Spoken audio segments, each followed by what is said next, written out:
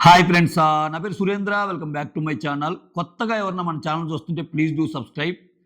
అలానే మీ అందరికీ నూతన సంవత్సర శుభాకాంక్షలు. మీ ఇంటిల్లపాది సుఖశాంతులతో, ఆ దేవుడి కటాక్షంతో హ్యాపీగా ఉండాలని కోరుకుంటూ వీడియోని స్టార్ట్ చేద్దాం.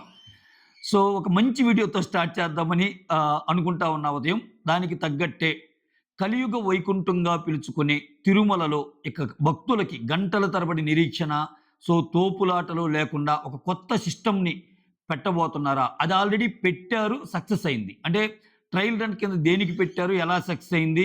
ఇది భక్తులకి ఎందుకు హ్యాపీయెస్ట్ న్యూసు అనేది మాట్లాడుకుందాం. అంటే ఇది వైకుంఠం కాంప్లెక్స్ 1లో ఈ ఆర్టిఫిషియల్ ఇంటెలిజెన్స్ అనేది ఎంత పవర్‌ఫుల్లో మనకి తెలిసిందే.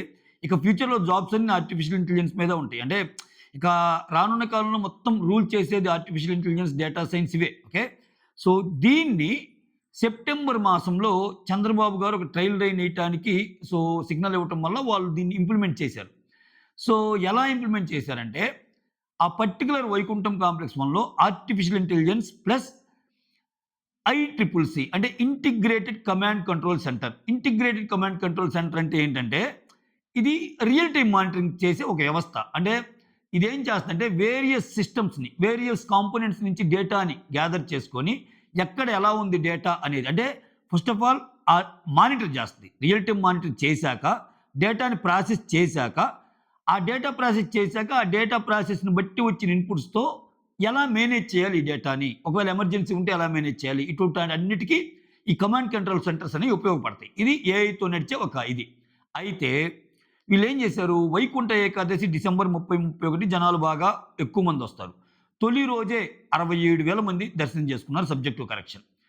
1.5-4 అవర్స్‌లోనే దర్శనాలయిపోయినాయి. అయితే ఇక్కడ ఈ రెండే కాకుండా స్లాటెడ్ విధానం. అంటే ముందుగానే బుక్ జేసుకోవాలి దీనికి. ఏది? ఈ ఈ పర్టిక్యులర్ ఈ 2 డేస్‌కి. అంటే స్లాట్ బుక్ జేసుకోవాలి. స్లాట్ బుక్ జేసుకోవడం కూడా ఒక కారణం. అంటే ఏఐ అండ్ ఐట్రిపుల్‌సి నేనేదైతే చెప్పానో ఇంటిగ్రేటెడ్ కమాండ్ కంట్రోల్ సెంటర్ వాళ్ళు యూజ్ చేసిన దాంతో పాటు భక్తులు ముందుగానే చేసుకోవడం కూడా. అంటే ఎంత ముందుగా చేసుకున్నా కొన్ని ఇబ్బందులు తలెత్తి ఆ జనాలు కొంచెం తోపులాటలు ఎక్కువగానే ఉంటాయి. గంటల తరబడి, గంటలేంది. ఒక్కోసారి సర్వదర్శనానికైతే రోజుల తరబడి కూడా నిరీక్షణ ఉంటది. అక్కడే పనుకోవాల్సొస్తది. అక్కడే ఎదురు చూస్తా ఉండాల్సొస్తది. ఏమన్నా పాలు గాని, లేకపోతే పొంగల్ గాని, ఉప్మా గాని, ఫుడ్ గాని ఏదో ఒకటి పెడతా ఉంటారు. చాలా బాగానే ఏర్పాట్లు జరుగుతున్నా, ఇటువంటివి మాత్రం నిత్యం ఎదురవుతుంటాయి. సర్వదర్శనంలో పాపం చాలా మంది అంటే చంటి పిల్లల్నేసుకునే వాళ్ళకి గాని, ఇట్లా ఇబ్బందులుంటాయి గదా! సో, ఇప్పుడేం జరిగిద్దంటే ఈ ఐట్రిపుల్‌సితో ఈ ఇంటిగ్రేటెడ్ కమాండ్ కంట్రోల్ సెంటర్ ఏం చేస్తుందంటే చెప్పా కదా, డేటా మొత్తాన్ని గ్యాదర్ చేసి మానిటర్ చేశాక, ఆ డేటా మొత్తాన్ని అనలైజ్ చేశాక, ఏ పర్టిక్యులర్ దగ్గర గుంపున్నారు. సపోజ్ ఇప్పుడు మనకి గూగుల్ మ్యాప్స్‌లో మనము కూకట్పల్లి టు గచ్చిబౌలి అని నేను కొట్టంగానే నా ఆఫీస్ లొకేషన్ ఏంగానే ఎక్కడెక్కడ రెడ్ ఉంది, ఎక్కడెక్కడ యెల్లో ఉంది, ఎక్కడెక్కడ గ్రీన్ ఉంది తెలుస్తదిగా. అలానే ఇక్కడేం జరిగిద్దంటే ఎక్కడెక్కడ రెడ్ ఉంది 500కి మించి ఏదన్నా ఒక లైన్ గాని, లేకపోతే ఒక ప్లేస్‌లో గాని రద్దీ ఉంటే దాన్ని రెడ్‌గా, కొంచెం తక్కువగా ఉంటే యెల్లోగా, మరి పలచగా జనాలున్నారన్న చోట గ్రీన్‌గా ఇట్లా డివైడ్ చేయటం వల్ల ఏందంటే, ఆ కమాండ్ కంట్రోల్ సెంటర్ నుంచి మానిటర్ చేయటం ఈజీ అయ్యిద్ది వాళ్ళకి. ఎలా అంటే ఈ పర్టిక్యులర్ దగ్గర జనాలు ఎక్కువున్నారు కంట్రోల్ చేయాలి. ఈ పర్టిక్యులర్ దగ్గర జనాలు తక్కువున్నారు ఫాస్ట్‌గా కొనసాగించాలి అట్లా. అది ట్రయల్ రన్ కింద ఇది సక్సెస్ అయింది. సక్సెస్ అయింది. చాలా హ్యాపీగా ఉన్నారు భక్తులందరూ. ఏం చేశారు? ఇప్పుడు ఎక్కడైతే రెడ్‌గా చూపిస్తుందో అక్కడ అలర్ట్ చేస్తున్నారు. అలర్ట్ చేసి సిబ్బందిని పంపించడం వల్ల వాళ్ళకి కావాల్సినవి చూసుకోవటము, వాళ్ళని స్పీడప్ చేయటం అయితేనేమి, అంటే తక్కువ ఉన్నోళ్ళనేమో త్వరగా పంపించడం, ఎక్కువ ఉండే వాళ్ళతోటి వాళ్ళకి కావాల్సిన సౌకర్యాలు కల్పించడం, ఇవన్నీ దీంట్లో మ్యాటరే. అందుకే ఇది అవుతుంది. రియల్ టైమ్ మానిటరింగ్, ఆ తర్వాత డేటాను ఫెచ్ చేసుకున్న తర్వాత ఎమర్జెన్సీ మేనేజ్మెంట్ కూడా ఎలా చేయాలనేది మొత్తం ఈ ఐట్రిపుల్‌సి చేస్తది. దీంట్లో భాగంగానే ఇప్పుడు ఈ ట్రయల్ రన్ సక్సెస్ అయ్యాక దీనికి కారణం ఓన్లీ ఈ 2 టెక్నాలజీస్ అంటే పొరపాటు. ఈ 2 టెక్నాలజీస్‌తో పాటు ముందుగానే స్లాట్ బుక్ చేసుకున్నారు కాబట్టి అనుకోవచ్చు. ఎందుకంటే ఆ పర్టిక్యులర్ మెంబర్స్‌కే అలో అవుతారుగా. అయితే ఈ విధానాన్ని జనవరి 2 నుంచి అంటే ఆహ్, సర్వదర్శనానికి కూడా అప్లై చేయబోతున్నారంట. Which is very, very good news. Common అంటే సర్వదర్శనానికి మనకు తెలిసిందే. అంటే 300 అంటే, 500 అంటే, ఒక శ్రీవారి టోకెన్స్ అంటే చాలా ఉంటాయి దీంట్లో. లైక్ చాలా చాలా మనీ పెట్టి ఎళ్ళే స్కీమ్స్ కొన్నుంటాయి.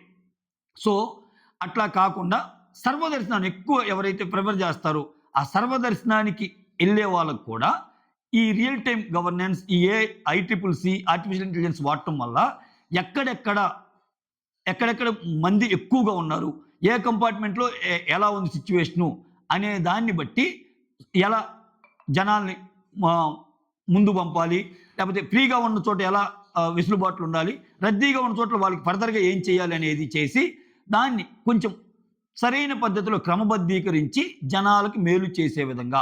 ఇప్పుడు ఒకవేళ ఇంత టైం పడుతుంది అని తెలిసిందనుకో, దానికి ఆల్టర్‌నేటివ్స్ చూస్తారు. సో, దానికి తగ్గ గైడ్‌లైన్స్ వచ్చేస్తాయి ఆబ్వియస్‌గా. సో, వీటన్నిటిని ప్రణాళికాబద్ధంగా ఒకటి చేసి భక్తులకి ఓకే. మనం కలియుగ వైకుంఠంగా అంటే అక్కడికెళ్ళాక అంటే అదొక అనుభూతి మీకు తెలుసు కదా! నేను ఎవ్రీ ఇయర్ ఎళ్ళే వాళ్ళకి చెప్పాల్సిన పని లేదు. ఇంకక్కడ స్వామివారు ఇంకొన్ని క్షణాల్లో కనిపిస్తారు అనంగా ఇంకసలు అక్కడి దాకా నార్మల్‌గా వీళ్ళు ఎవడైనా వెళ్ళని. ఎళ్ళిన మన 2 చేతులు మనకు తెలియకుండానే పైకి లేస్తాయి. పైకి లేస్తాయి. ఇంక ఏడుకొండలవాడ, వెంకటరమణ, గోవింద, గోవింద అనే నినాదాలతోనే మారు మోగిద్ది. అంటే మనం ఎంత మనకు తెలియకుండా ఉంటామంటే అక్కడోళ్ళు తోస్తున్నా గాని అయ్యా! ఇంకొక్క నిమిషం మాకు ఛాన్స్ ఇవ్వు. ఇంకొక్క నిమిషం మాకు ఛాన్స్ ఇస్తే మేము మరింత చూడొచ్చు అన్నట్టుగా ఉంటాయన్నమాట. సో, అది మొత్తానికి భక్తులకి ఇదొక శుభపరిణామం. అలానే జాన్వరి క్యాలెండర్‌ని గూడా రిలీజ్ చేశారు. ఏ రోజు ఎలా ఉంటది? ఏ రోజు ఏం ప్రోగ్రామ్ జరగబోతున్నాయి? పారువేట ఎప్పుడు? నెక్స్ట్ సంక్రాంతి సందర్భంగా ఏమేం జరగబోతాయి? సంక్రాంతి తర్వాత నుంచి ఏంటి? సంక్రాంతికి ముందేంటి? ఈ లిస్ట్ అంతా జాన్వరి నెల లిస్ట్ అంతా గూడా పబ్లిష్ చేశారనమాట. సో, అంది వచ్చిన అవకాశాన్ని అందిపుచ్చుకోవటం ఒక ఎత్తైతే కొత్త పుంతలు తొక్కియటం. అంటే టెక్నాలజీతో కొత్త పుంతలు తొక్కియటం అనేది చూసారా? అది అంటే అదే జరుగుతుంది. అంటే మీరు న్యూస్ ఫాలో అయ్యే పనైతే ఈ ఆర్టిఫిషియల్ ఇంటెలిజెన్స్ గురించి ఒక ఇది చెప్తారు. ఆర్టిఫిషియల్ ఇంటెలిజెన్స్ గొప్పదా? మనిషి గొప్పోడా? అంటే ఆర్టిఫిషియల్ ఇంటెలిజెన్స్‌కి, మనిషికి కంపేర్ చేయకూడదు. ఇదొక న్యూస్‌లో చూసా. ఎక్కడో ఈ మధ్య కాలంలో ఏదో ఒక ఆర్టికల్ చదువుతుంటప్పుడు ఆర్టిఫిషియల్ ఇంటెలిజెన్స్‌కి, మనిషికి కంపేర్ చేయకూడదు. ఆర్టిఫిషియల్ ఇంటెలిజెన్స్ అనేది ఒక గుర్రం అయితే, లేకపోతే ఆర్టిఫిషియల్ ఇంటెలిజెన్స్ అనేది ఒక గుర్రం లాంటిదైతే, దాని మీద మనిషి ఎక్కితే ఎంత ఫాస్ట్‌గా తీసుకెళ్తది ఆర్టిఫిషియల్ ఇంటెలిజెన్స్. అదే మామూలుగా ఆర్టిఫిషియల్ ఇంటెలిజెన్స్ లేని మనిషి అంటే గుర్రం లేకుండా నువ్వు నడవటం. గుర్రం ఉండి నడవడానికి, గుర్రం లేకుండా ఉండటానికి తేడా ఉంటది. ఆబ్వియస్‌గా నీకు మాన్యువల్ ఎఫర్ట్ లేకుండా, మాన్యువల్ ఇంటర్వెన్షన్ లేకుండా ఏమీ జరగదు. కానీ ఇక్కడ మనం కంపేర్ చేయాల్సింది ఆర్టిఫిషియల్ ఇంటెలిజెన్స్‌కి, మనుషులకి కాదు. ఆర్టిఫిషియల్ ఇంటెలిజెన్స్‌తో వర్క్ చేస్తున్న మనిషికి, ఆర్టిఫిషియల్ ఇంటెలిజెన్స్‌తో వర్క్ చేయకుండా ఉండే మనిషికి మాత్రం అద్భుతాలు చాలా డిఫరెన్సెస్ ఉంటాయి. ఆ అద్భుతాలను మనం ఫ్యూచర్‌లో చూస్తాము. అంటే చాలా చాలా వచ్చేసినాయి ఇప్పటికే. అంటే ఇప్పుడు ఎక్కడ ఏ కరిక్యులమ్ పట్టినా నీకు ఏఐ అనేది ఒక సబ్జెక్ట్ ఉండిపోతుంది.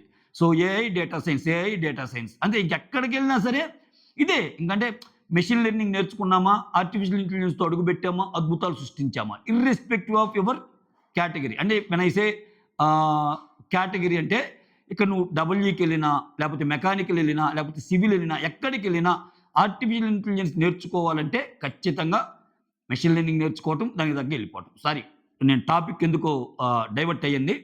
బట్ ఇది మ్యాటరు. సో, ఈ కొత్త వీడియోతో స్టార్ట్ చేశాను ఈ పర్టిక్యులర్ ఇయర్‌ని.